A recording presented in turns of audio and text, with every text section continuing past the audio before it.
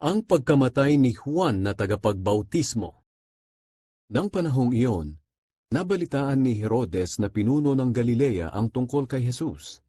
Sinabi niya sa kanyang mga opisyal, "Siya'y si Juan na tagapagbautismo. Muli siyang nabuhay kaya nakagagawa siya ng mga himala." Ipinahuli niya noon si Juan at ipinabilanggo.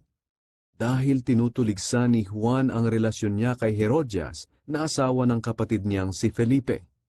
Laging sinasabihan ni Juan si Herodes na hindi tamang magsama sila ni Herodias. Gusto sanang ipapatay ni Herodes si Juan, pero natakot siya sa mga Hudyo dahil itinuturing nilang propeta si Juan.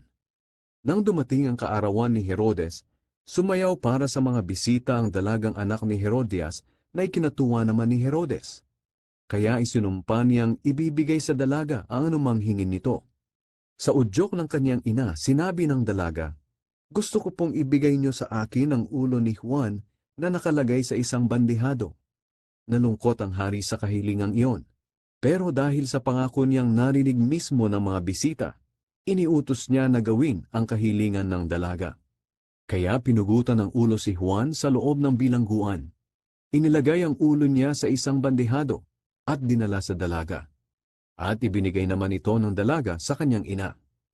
Ang bangkay ni Juan ay kinuha ng kanyang mga tagasunod at inilibing. At ibinalita nila kay Jesus ang nangyari.